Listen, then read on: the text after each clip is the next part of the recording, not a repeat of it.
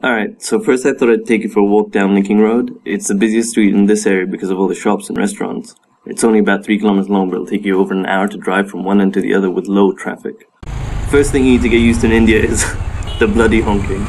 You honk for a truck to move, honk to say thanks, honk to signal you're going right, honk for Hare Krishna to get off the road, honk to make a 2-lane to a 3-lane, and if you don't use it, you will end up crashing. The most popular form of transport here is this thing called a rickshaw. It's a 3-wheel motorcycle with a hood. Up to 4 people can cram into the back. The drivers are clearly suicidal, which makes the most thrilling roller coaster ever. I highly recommend it. They've started putting up digital displays to educate drivers. They're about as effective as using a fork to eat soup. Can you guess what this one says? That's right, it says, "Don't play your French horn while driving." Linking Road became popular in the 70s when they started allowing makeshift roadside stalls that sold sandals, which is still going strong today. Really very good handicrafts at ridiculously low prices. Building on their popularity, another wave of stalls popped up with clothes and little accessories for girls. So then it made sense for a bunch of other brand name shops to set up. There's a huge contrast now with luxury stores like Mango or Levi's and big commercial centers just up the road from stalls like these. There are even shops in Spanish. Bueno, la ortografía no es lo más importante. Lo que cuenta aquí es el feeling, ¿o no? Still, when you exit the plush air conditioning with your mocha frappa latte in hand, you may stumble into something like this.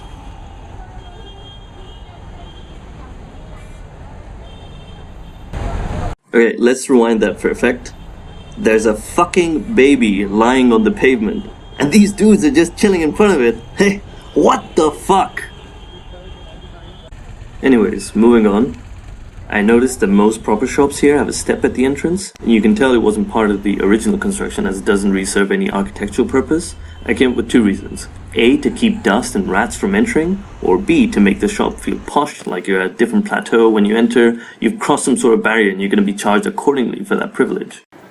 Dogs are a neglected part of life here, but it is surprising how they manage to survive.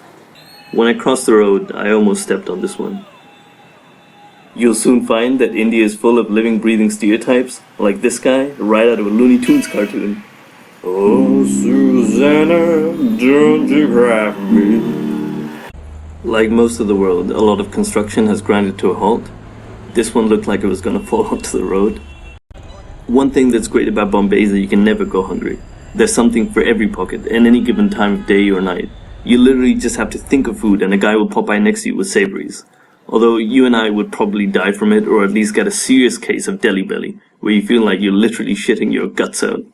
The advertising here is incredible. A guy with a bleeding finger telling you to switch phone network, ambiguous drink driving campaigns, placed right next to outright lies, just begging for trouble. On the way back, I decided to walk on the actual road like most people were doing.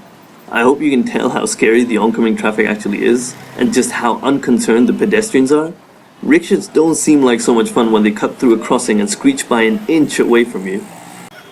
Crossing through the 4-lane highway to get home was not fun. One last thing. The air in Bombay is so polluted that after walking around a couple of hours, you feel like you've ingested a big bowl of sooty cancer. Fortunately though, I've found the solution.